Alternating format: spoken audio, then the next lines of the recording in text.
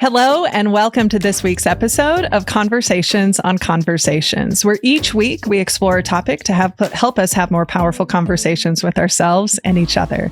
I'm your host, Sarah Noll Wilson, and I'm so excited for our conversation with our guest this week, Uwe Dockhorn, where we will be exploring the dynamics of relationships and leadership and high achieving individuals and why we need to be thinking about the whole potential. For those of you who have, how he lovingly describes a very important partner at home, listen up. This will be some really beautiful free relationship counseling for you and probably for me. So a little bit about Uwe before we bring him on. He is an executive coach and the founder of the AIM experience for busy executives and their VIPs. They're very important partners at home. I love this. His 3-part model has been proven in over 17,000 sessions across 3 continents. Uwe's clients work with him so that they can get their career trajectory moving forward, upward again, and at the same time, open up the floodgates for fun and intimacy at home. I am so excited for this conversation. He calls it work-life harmony. And that's a concept that we've talked about in other ways, but you can already hear how this is going to feel a little bit different. Uwe is on a mission to unlock the latent potential within high achiever families, elevating the standards of leadership success and triggering a ripple of positive impact that echoes through generations. Welcome to the show, Uwe. Well, it's a pleasure being here. Thank you for this kind introduction. What else would you like people to know about you? Well, I do like cooking. Do you? Yes. What's your favorite type of? Do you like discovering new, meals? Do you have classic ones that you just love and savor the experience of cooking them? Well, it's one of the joys. I just, also came with traveling or also being a lot of times in Italy when I was younger. And, still the love for cooking was always kind of like there and just creating something. So it's always there. So unfortunately, I cannot eat everything any longer. But I'm on a diet, but I still can eat meat, which is important to me, fish and vegetables. And so I'm right on that. And I prepare all my stuff for myself. So I really love doing that. And it's kind of like a meditative form of like just checking out to some extent. It can be a task that not many people love. I may be one of those, but sometimes. But when there is we're making this, something really special. There is something about just savoring the process of it. So I have to ask, what's what's one of your favorite meals to make?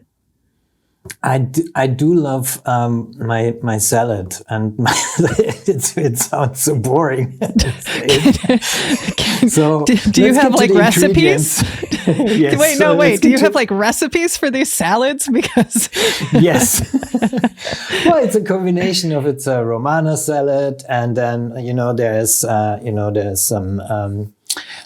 scampi in it, and also some black olives, tomatoes, and I don't use vinegar. I use lime juice, fresh pressed lime instead, and and also some pulpo.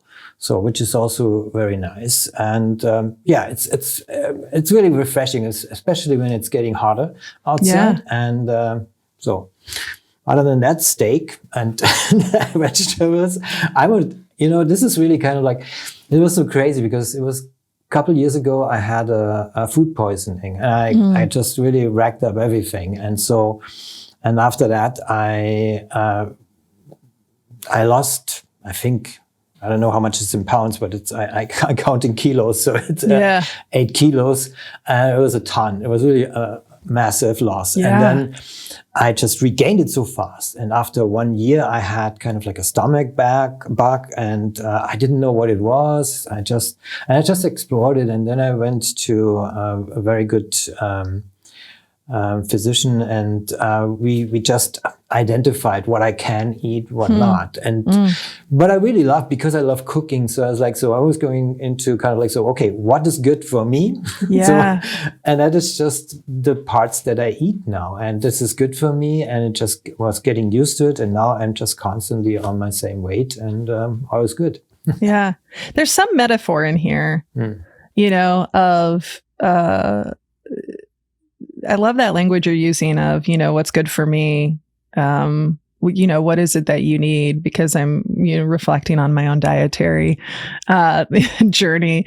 And so often we eat things that affect us, but we just get so used to tolerating the discomfort and the bloating and the whatever. And I'm like, I think there's a metaphor for work and our toleration and in our relationships. We just, get used to the bloat. This is going to be our transition into the conversation. I can see it coming. So it's about self-care, right? Yeah, it is. Mental health. All of it. One of the things that, so you and I connected a few months ago, and I was privileged to be on your show. And one of the things that struck me about just learning more about the work you do is that journey of moving from working with leaders to then looking at their whole system, their home system as well. And I think that's it's a really unique perspective and focus that you have in the work you do. So take us back. What has been your journey to this point? And then we can start to dig into more specifically the type of work you do and you're so passionate about. Sure. So as I said to you earlier, so I want to dive a little deeper here, and just to caution, if this it's going to be very emotional. It's a little bit tragic what happened to me and where it all started. So really 6 days before Christmas 2016, my mother died, and I always cherished that I was there for her and holding her hands when she left. And you see, I loved my family and was really my safe haven. And although they gave me, their love and protection as a young boy, I was sexually abused and told no one. And then after I lost two very important family members, my uncle when I was 16 and my father when I was 23, something just broke inside me. And I started to believe that, the remaining members of my family had given up on me. And I distanced myself from them, even my mother, because I felt I couldn't risk opening up to them. And I became isolated, separated from friends, lost my job, was overwhelmed, physically and emotionally exhausted, and felt there was no reason for being in this world. I was burned out. And I wasn't sad or angry. The truth is I didn't feel anything at all. And that's when I found myself on the edge of a bridge, one cold winter night. And then I could see my breath as I slowly leaned forward, and I let go. But at that moment, something happened. For the very first time since my father had died, I felt something inside me. And it literally drew me back from jumping, and it literally saved my life. And that night, I learned an important lesson. I learned that transformation requires more than letting go of the status quo. And, without the other half of the equation, letting go just leaves you in free fall. And if all I had done on that bridge was let go, then I would not be here talking to you today. So you're probably wondering, what is the other half? Well, the second half of the equation is to feel, perceive, and let in what is already there.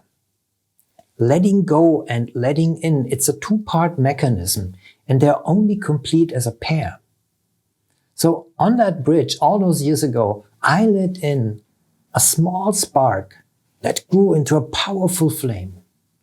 And I made myself a promise that I'm still keeping today, and to make it my life's mission to help others learn this secret. Because letting go and letting in is crucial for your well-being, your career trajectory, and your family's happiness. It's really about letting in the energy, positive thoughts, and a sense of certainty. And letting go of self-doubt, fear, negativity, and stress. It really is that simple. And the more you do it, the more it happens. It's just like a switch that you can consciously flip to strengthen and re-energize your relationship with your partner every single day. And this is also why your letting go and letting in switch is your own anti-burnout system. And it even can divorce-proof your marriage and help you to become a better leader. It's, I appreciate you sharing your story. And there's a couple of things that are coming up for me is the description of numbness. I think that sometimes, when we talk about mental health challenges and we talk about things like depression and, even burnout, it might not always be painful. It might just be nothing, which I think sometimes can be a scarier place to be in than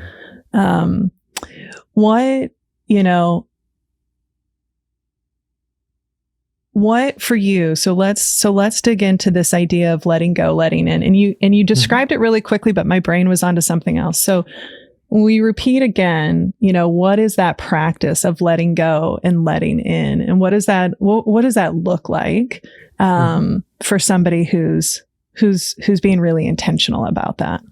Mm-hmm. So this is it's an excellent question. So let's dive a little deeper. So my clients, I help them to really practice letting go and letting in. This is at the core of everything. So first, you have to identify, your false beliefs. We talked about elephants, right? You use elephants in your work. I use elephant thinking, kind of like the equivalent of false beliefs. And we all have those and we all have created them. And so what we are taught typically is that, we need to let go of things in our lives and somehow accept to change. But from my experience, you can be more proactive about that. You can be really more practical and tangible about that, because the moment I described just a couple of minutes ago is really that moment when we are so focused on letting go that we miss the opportunity to see, feel, perceive, and let in what else is there in that very moment. So that we can just let in that, and I'm already having goosebumps, so you know me. Yeah, you love the goosebumps. That's the moment when you also create your own goosebumps, right? Because then you're opening yourself up at that moment internally. And it's an emotional openness that you embrace what else is inside of you. And before you just kind of like always try to let go of things, and it can be hard. And sometimes over the years and, even decades, when we look back and we have kind of like this extraordinary incident, as I always call it, in the past, we all have those. Mine was a bit more tragic, of course, than others, but we all have these extraordinary incidents. And in our confusion in the past, we are reacting to that incident, and therefore we program ourselves with something like, I don't belong, I'm not good enough, I can't. And there are thousands of others, of course. And so that is kind of like what sticks in our belief system, what we programmed it. And then over the years, over time, our belief system works, and we create patterns in our life, and then we create these patterns are, resulting in our behavior. So every time we want to change something, I always call this also walk like an Egyptian. So we want to go into a new direction, we are always carried in that direction that our elephant thinking or our false belief, we are programmed it. So it doesn't work. And therefore we kind of like see all the time, these are the recurring patterns in our life. And like, oh gosh, I thought I have dealt with it years ago and it's still showing up. Why do I always end up in a similar relationship with kind of like a similar partner? So we never get an answer to that. So these are these deeper questions over the years and decades even. And people start to believe at one point, well, that's just who I am. Yeah. But that cannot be further from the truth, because that is what we allowed ourselves to be true. And that's why my work is always very deep. I'm German, that helps. Really going to the root causes of things and helping people to identify their core elephant thinking. What is it exactly what's there? And then from that experience to let go of that and let in at the same time, something else that is more positive and hopeful. That's how you reprogram yourself internally. And you start by kind of like, who can I be? So your identity, this is the identity shift, which is the most important piece. And it takes work to get to that place. That's kind of like my preparation. That's what the activation, the A in AIM experience stands for, because then comes the implementation and then the manifestation. And that's what the acronym stands for. So essentially, you know, when you have had this very deep experience about really feeling like going through your own rock bottom, and I'm on your side, literally walking with you these steps in a session, and you go on the other side and you reprogram yourself and you get out of that. We created a new experience, a new memory. And that helps you to fall back when you get out there and start implementing, letting go and letting in. Because of course, just doing it once, nope. No, our brain needs lots of patterns. Mm-hmm. Exactly. Those old patterns, that elephant thinking is very deep, and those patterns are very short for our brain to go into. And when you're working with individuals, what are some of the most common false beliefs that you see people hold that have a negative impact on their ability to be their true selves, to show up at their best, to have the kind of relationships they want, do the kind of work they do? Well, what are some of those most common limiting beliefs that you see? Well, as I just said, so, you know, the typical suspects that we all kind of like always know in handbooks, you know, they're all listed there, you know, they all occur. But sometimes, you know, I realize that, of course, as I mentioned, I don't belong, I'm good enough. And I think at some time I've created a list, and there were kind of like really hundreds of them. And so everything you can imagine. But sometimes it's tricky to really find kind of like the right combination in the right situation. And I also say that there's not only elephant thinking, there's also elephant feeling. Because sometimes, and I had this with a couple of clients, that it wasn't the thinking, what they taught themselves in the past.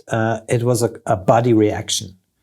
So, for example, one client, she kind of like was used to run out of the room as a reaction, not facing what's going on. It's getting hot, kind of flight. like in a situation, flight.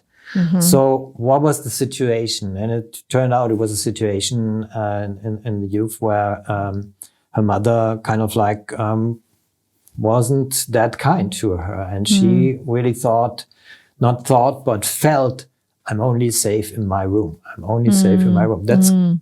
She was thinking that, but it manifested more in the body reaction, because it took really long to really get to that point to understand, oh, it's that the body reaction, and there it was embedded.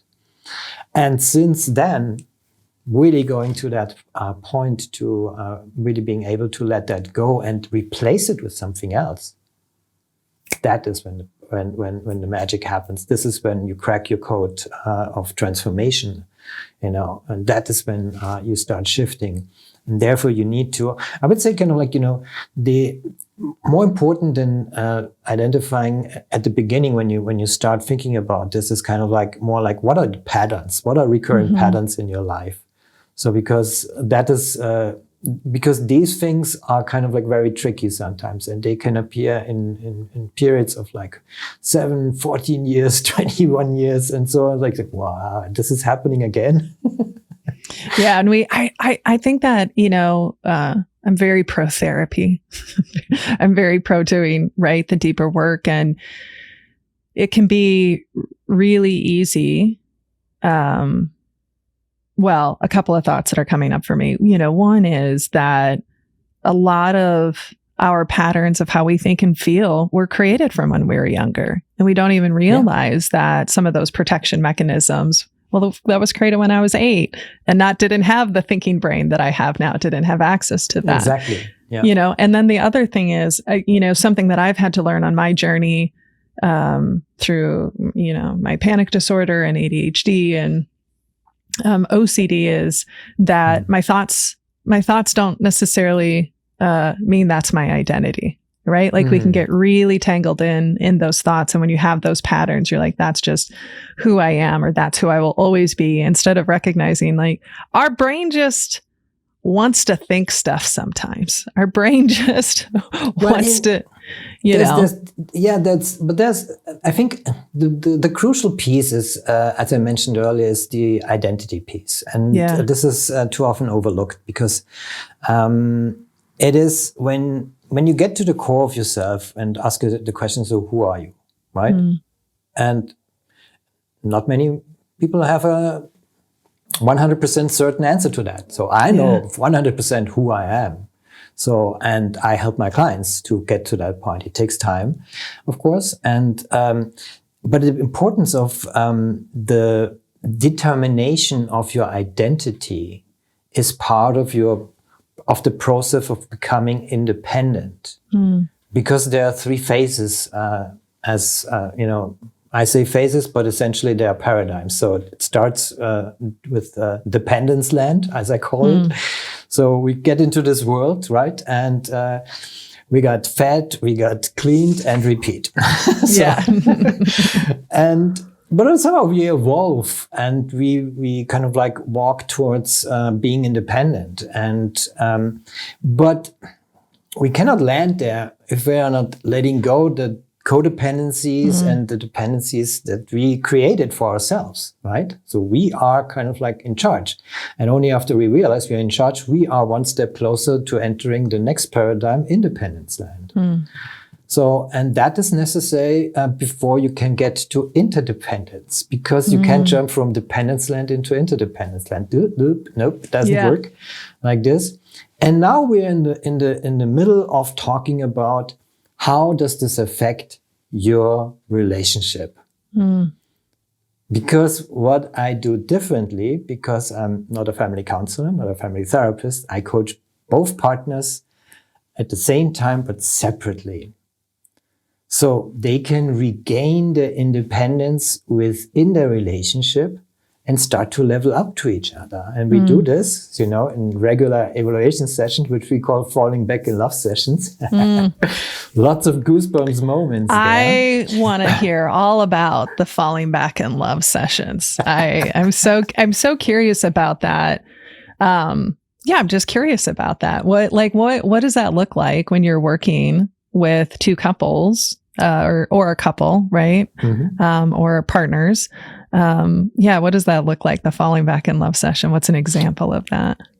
So the journey that they both take at the same time is really kind of like identifying their false beliefs, their elephant thinking, as I said, for themselves, and realizing, getting to the core and letting go of that, letting in something else. And then we have that falling back in love session. So, and for example, there's I just have tragic examples, but sometimes there are the tragic ones more often also happening. So there's a couple, and they lost their first child, and they couldn't talk to each other about that. And they were already on a pathway for a divorce. So it was really looming on the horizon. And so what we did was, I worked with them, as I said, separately. And so each of them were able to face their pain and started to talk about them for themselves, which they couldn't, because sometimes it sounds crazy. It's easier to talk to somebody else that you can trust, of course, and in a safe and neutral container always. And and who doesn't have the same kind of emotional heat that you might have on the situation. Because in couples, typically what happens is, that's also why working separately has its advantages, because you're not always thinking in terms of like we.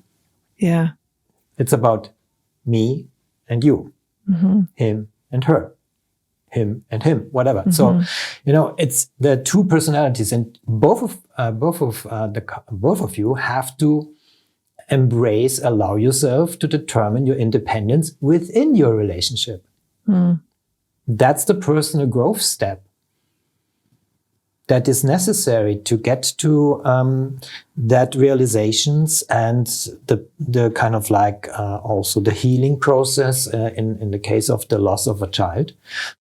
And all I had to do when I brought this couple together in the Falling Back in Love session actually was to facilitate and have some Kleenex here because it was very moving, because they for the first time started to talk to each other and really what they felt and how happy they were that they are together. And we created a kind of like a little ritual for them so they could honor their lost child together, you know, lighting a candle and going there. It was very, very moving. You know, nobody had dry eyes at the end of the session. But what it also showed that there's no need for telling someone how to communicate. So when you're at the root cause of things and you have a better understanding, oh gosh, this is why I trigger you, and okay, and this is why I trigger you, and you have a better understanding, communication is a piece of cake. Yeah. Because you have dealt with it on your own. And now you're just ready to share with each other and create also, which is super, super important. It's often get missed. Create a shared vision for the two of you. But also what it means to be kind of like independent partners in an interdependent relationship, which is essentially the ideal solution to that. There's a lot that's resonating for me of that idea of finding your independence and then discovering, co-creating, right? What's our interdependence like? And I think that, you know, for many people, we weren't raised into how do you have a relationship, you know, not just how do we have a relationship interdependently, but how do we have a relationship with ourselves independently? What does that look like? And when I think about my evolution, Nick and my evolution, right?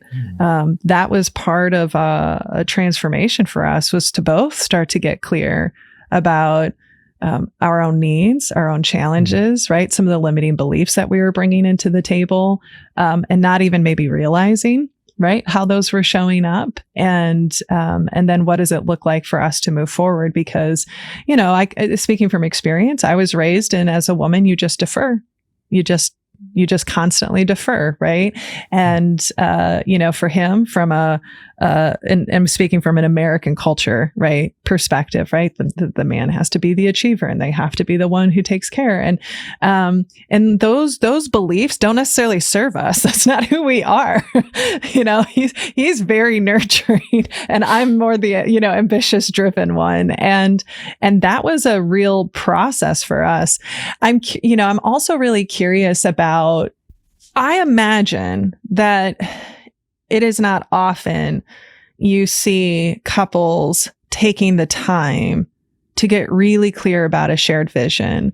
And I'm curious to hear more about, what does that look like? A shared vision for our life, a shared vision for how we interact together, a shared vision for our values, for our future. So explain that a little bit. And, you know, what are some questions people can be thinking about who might be listening to this in their car and going, oh, my partner and I, we've never done that. What would that look like? So talk us through, you know, what are we focusing on, and what might be some questions we ask ourselves? Well, all of the above. Yeah. You just mentioned. I figured, but I wasn't sure. Absolutely. Well, you know, with my work, we go first for themselves. We create what I call is a personalized affirmation, which essentially is, at the end of each sessions, we create for everyone something. And the final question I ask them is, what is the number one advice to yourself that helps you to support in what just happened during our coaching session? So essentially, this is a very good question to ask yourself, what's the number one advice I can give myself? Because you know yourself the best. So that is what you can start with, and really nurture that, and be brutally honest with yourself. And because you know yourself. And I would say, to make it easier, just imagine you would talk to you as your best friend and just kind of like your arm around yourself and say like, well, and now from the receiving end, it would go like this. Well, you start with your first name. So, Uwe, focus on listening. Make it short, make it count, not more than 7 words. You don't have to write a novel. So really kind of like, hey, make this work. Start it. Give yourself the best advice in that situation. So that's kind of like you training yourself to self-reflect and self-care. So that helps you on that level. Of course, in these falling back in love sessions, we start creating kind of like that. What can you now do together that helps you to support your partnership, your relationship? So whatever came up, so it depends always on that, but that is kind of like the entry point. It's always sounds so generic, but you know your topic. So what can you do? And entering in your own independence, I just want to add that briefly because it's very important for the process, because it's a determination in independence land. A different set of rules than independence land. So it's a paradigm, it's a sign of a paradigm. It has its own set of rules. So therefore, when you are in the independence land, you are in charge. Nobody else is. So the only catch here is, because you determine everything, you have to honor it. And that's different.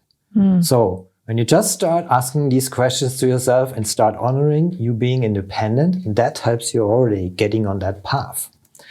And then, of course, when, you create, because in implementation, we have 7 success areas of your life, and everybody is implementing for themselves to find their individuality, their values, what they love about. So this is implementation. And then we have also manifestation, because there you face first setbacks. And that is on purpose, because think about how long it has taken to create all these false beliefs and patterns. So it's just normal. It's taken me 42 years.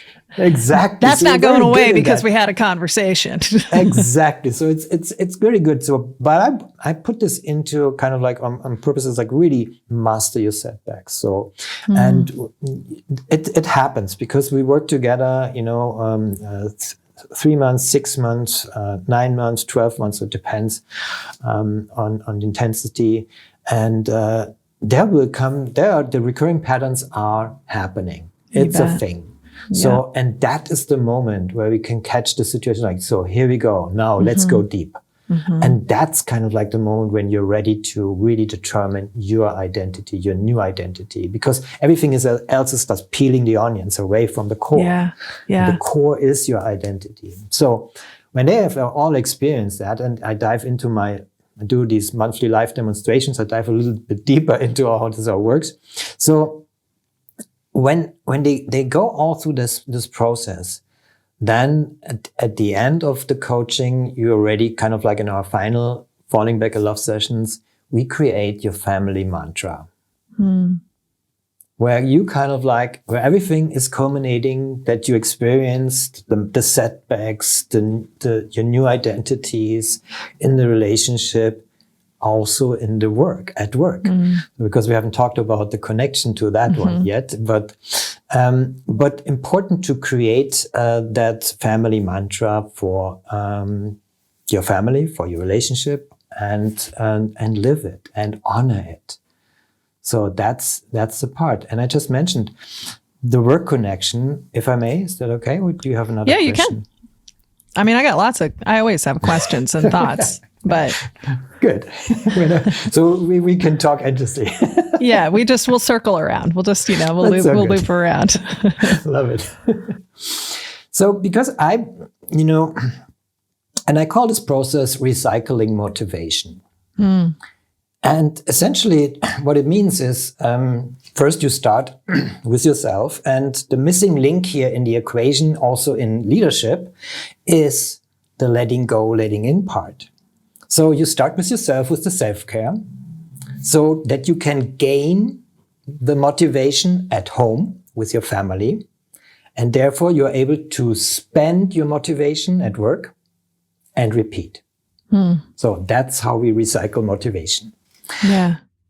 Because I strongly believe that in order to become a great leader, you first must become a better partner at home.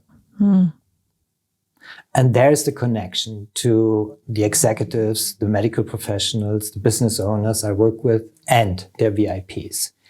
And in organizations, they're slowly opening up to that thought that, well, mental health is a topic. So I consider myself an advocate in mental health. But because of my work, I go deeper and help, leaders become more effective. Because the missing link in the equation here in skillful leadership also means if you're not practicing the letting in part and just using the somehow letting go part, you're missing 50% of the equation. Sure. So all your skills that you trained yourself are kind of like missing an important piece. So you can be quicker in your decision making because you are based on 100% certainty about who you are and where you want to go. Because you have determined that for yourself, clearly. And if you have these patterns, these recurring patterns, and they're kind of like lingering in, and of course, we all have these transitional phases in our lives. So we have to move from one place to another, or whatnot comes by. People die around us, and we have to cope with the effects of that. So there's a lot of stuff going on. The only constant in life is change, as we know, right? Yeah, so we better be prepared for that. Yeah. The thing, a couple of things that are coming up for me. When I really, that idea of to be the best leader, right? Like you have to be a good partner. And, because so much of leadership is relationships and building trust and communication. And I could imagine that there could be some challenges. I've seen it. Maybe I've witnessed it. I've observed it in some of our clients as well. But that when you are the person, let's talk the people who are at the top, right? The people who are the CEOs, the executive directors, the business owners. One, when you have power kind of over, that can be a transition, a challenging transition to then step into a space where it's interdependence, right? Now, I think we would probably both argue that great leaders understand their interdependence at work as well. Like it isn't just about the independence. But so I could see that being a challenging transition of going from being the person in power, having an incredible amount of independence in the sense of like, whatever you say goes. And now you're in this partnership where it isn't just you. It is this give and take. This is something the two of you are creating together. And the thing that I feel like I witness a lot is that a lot of people have tolerated or not even been aware of that they've never seen what a really effective relationship can look like. They haven't seen what it looks like to meet each other and to listen to each other. And, and you made this point a while back of you don't necessarily need to give communication skills when we are able to just show up, be ready, right? And listen, we can get to the core. So I'm just curious, there's a couple of thoughts that I leapfrog through, but I'm curious to hear, what comes up for you and what are some of those challenges you see when you're working with people in those executive positions of power and how that might be challenging for them when they start to work on their interdependence, right, at home.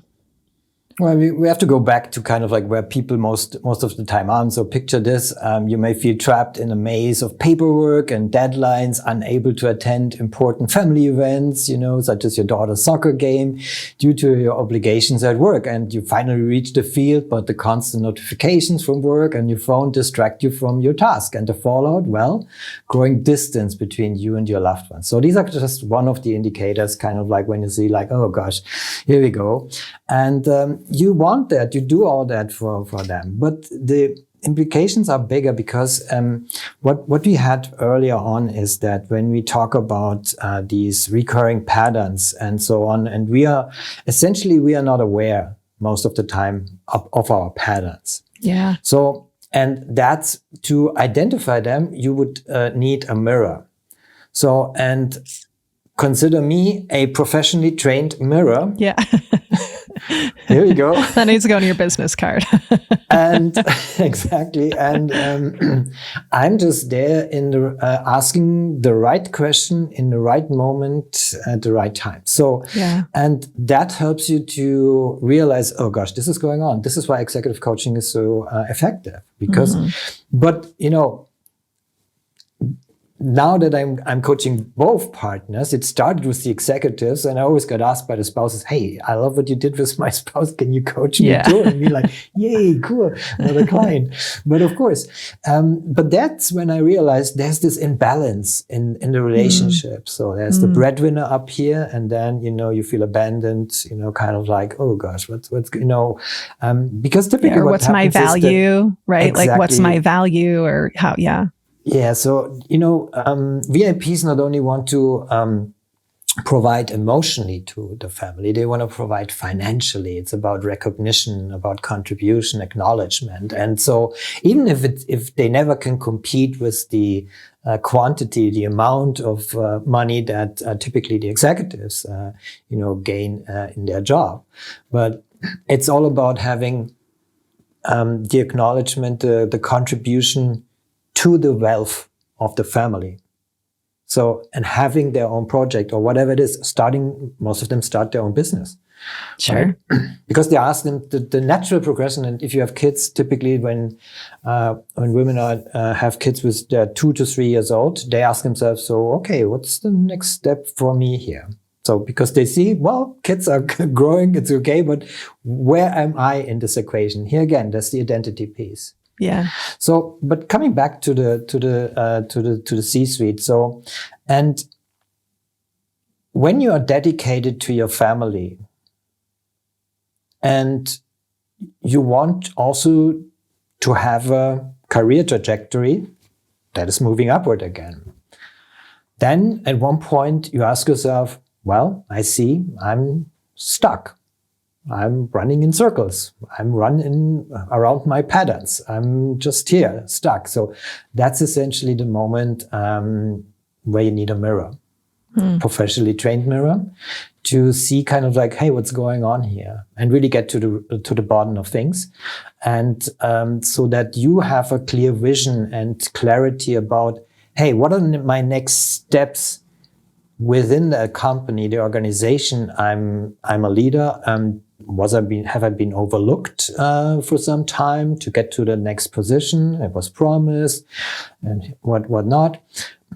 And also, I want to value kind of like having and enjoying, as I say, harmony at home, right? So, and fun and adventure and intimacy and all that good stuff, right?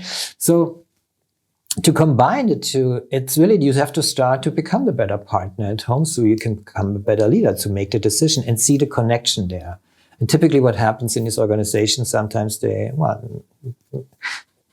long ago, but still sometimes you can sense that this tenor that they say, well, we just separate kind of like the work life and the family life. And hence, yes, we really want to provide work-life balance, which I call BS because it doesn't exist. Nope. So there's only work-life harmony. And that is kind of like when they realize, oh gosh, yes, here we go. So there's the need for change, and there's the better you become in cracking your code of transformation, the more effective and successful you're going to be. Yeah. Yeah, within the realms of what you have to control, right? Obviously, there's always external factors. We're not living in a vacuum. So right. And some paths may be easier for some people than others, depending, right, like on your situation. But this is the pattern piece that we had earlier. So because we are not aware of this, and so this is why we are circling around and around and around what's going on, and so because we are not aware that we are creating it. We are the creators of our own patterns and our own belief system. Nobody else has done this for us. I. And that realization alone is like, and sometimes it can be really tough for people to even ask for help, and that can be a big challenge. So because on the career ladder, and there's a difference between how men approach power and women approach power.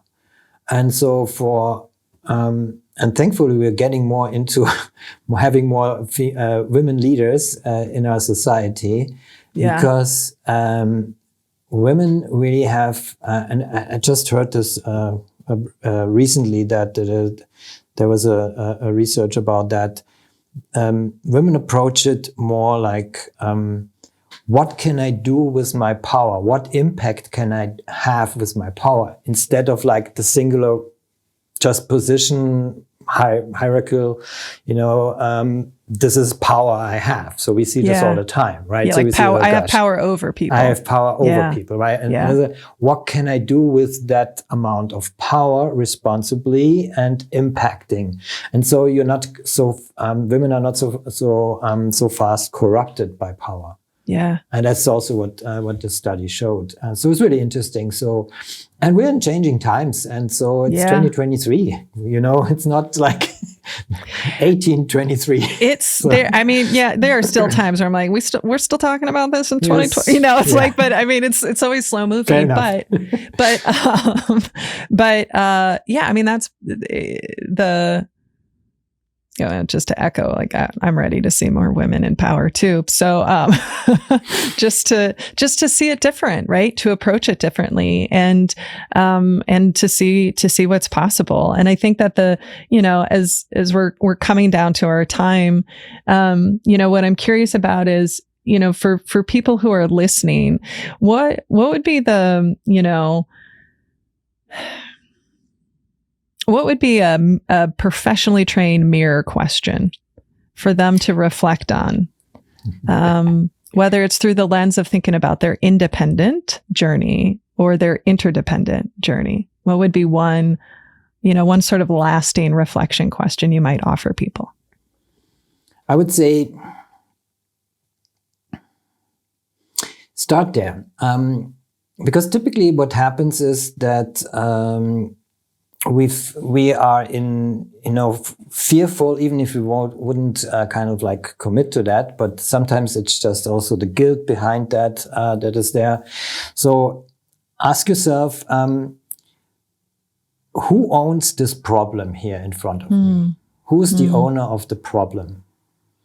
And writing it down. Well, I've got a funny story but keep talking, because I think that's a really powerful question, and I'm smiling because you'll understand in a minute while I'm smiling. But continue talking. I can't wait. I make it quick. Yeah. Well, exactly. But that is the question. So you ask yourself, kind of like sometimes say, who's the owner of this problem here? Who does this problem belong to? Is this my problem, or is this someone else's problem? Because that is the thought process when you are an independent person. So it's like, is it me, or is that someone else? So and when you are still trapped in independence land, most of the time you blame it on somebody else, right? Yeah. So because you make yourself dependent on whatever the situation might be. And to ask yourself, this is a very powerful question to ask yourself. Yeah. Yeah, I love that. And then, the expansion that was coming up for me is, and like, what part of this problem do I own? Because I think, like you said, it's so easy to blame. It's so easy to point fingers, and it's so much harder to say, but what role did I play? So I love that question of who owns the problem. So here's why I was smiling and smirking a little bit. We were working with a team who was working on relationship, like a challenging relationship dynamic between two parties. And as we were doing our exploration, the phrase one of the teams came up with is, who's going to change the sheets? And I was really confused. And I said, like, what do you mean, who's going to change the sheets? And they said, because we both shit the bed. Like, and basically, like, we both contributed to this problem. Right.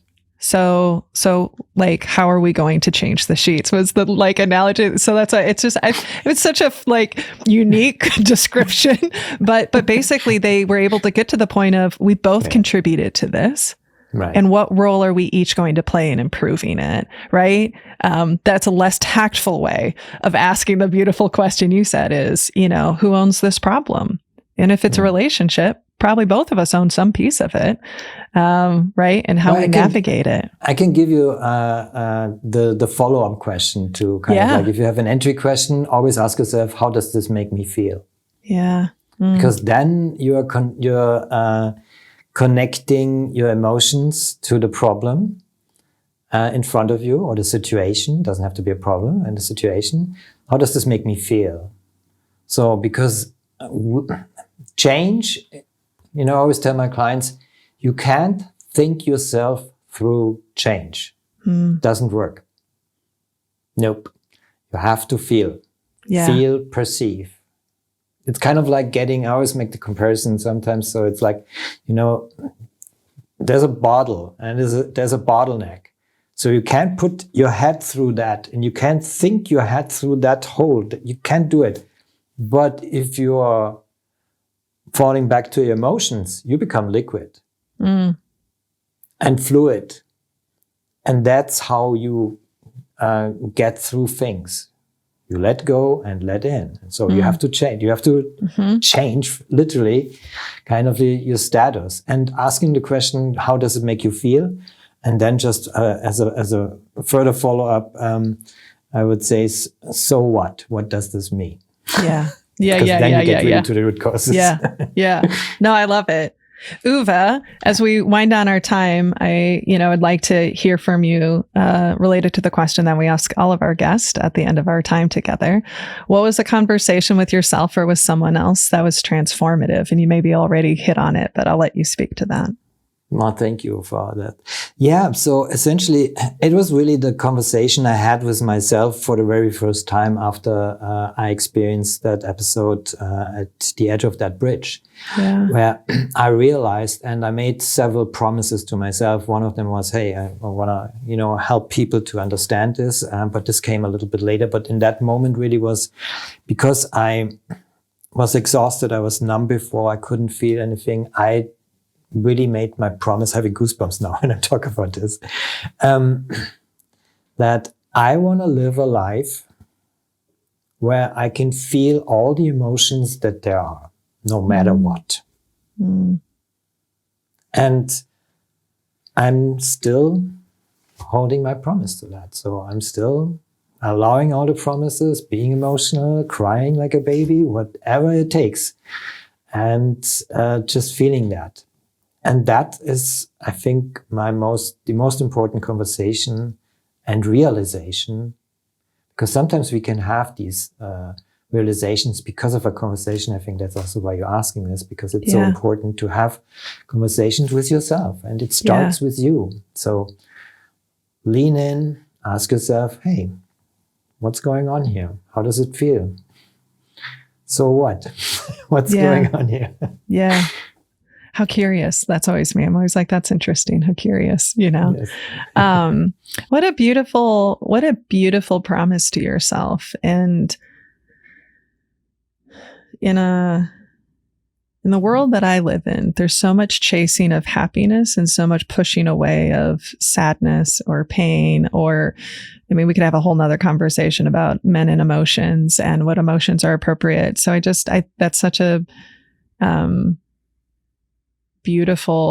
that's just such a beautiful commitment to yourself. And I just love that so much. Uwe, thank you so much for joining our show. If people wanted to connect with you, wanted to learn more about the work, maybe wanted to learn more about how you could work with them and their very important partner, what's the best way for people to connect with you? Oh, it's easy. Thank you for the opportunity. Well, go to www.uwedockhorn.com. That's UWEDOCKHORN.com. And you find a ton of resources there. We have an assessment about what's your number one, hidden number one a stress relief blocker. We have a case study there and a lot of stuff, a lot of fun. We also do these live demonstrations, as I mentioned earlier, where we really focus on kind of like how you can get your career trajectory moving upward again and at the same time open the floodgates of fun and intimacy at home. I love Let's create work-life harmony, right? Let's do it. I mean, the world needs all of it. I think the world would be a better place if we had more fun and intimacy. And I don't mean just like a fun place, but that intimacy of vulnerability and connection and being able to go deep. So, as always, we will put all of that information in the show notes. Thank you so much again for saying yes and joining us across the pond. We appreciate you. Oh, thank you so much. Thank you very much. Our guest this week has been Uwe Dockhorn. And one of the things that I'm holding on to is that question of reflection of what advice would you give yourself right now? And I really appreciated the imagery of talk to yourself as if it's your best friend. Hey, Sarah, here's what we know. Here's what we need. I think that's a really beautiful practice and something I'm holding on to. And we want to hear from you. What resonated for you? What came up for you? What questions do you have? You can always reach out to us at podcast@sarahnollwilson.com or send me a DM on any social media because my DMs are always open. If you'd like to support the show, please be sure to rate, review, and subscribe on your preferred podcast platform. It helps us increase our visibility and get exposure so we continue to have really great conversations like we did today. Another way you can support the show is by becoming a patron. You can go to patreon.com/conversationsonconversations, where your financial contribution supports the team that makes this podcast possible. Plus, you'll get some pretty great swag. Thanks to our incredible team who makes this show possible, to our producer, Nick Wilson, to our sound editor, Drew Knoll, to our transcriptionist, Becky Reinert, and our marketing consultant, Caitlin Summit Nelson, and the rest of the Snow Coach crew. A big final thank you to Uwe Dockhorn for joining us all the way from Germany. This has been Conversations on Conversations. Thank you all so much for listening. And remember, when we can change the conversations we have with ourselves and others, we can change the world. So be sure to rest, rehydrate, and we'll see you again next week.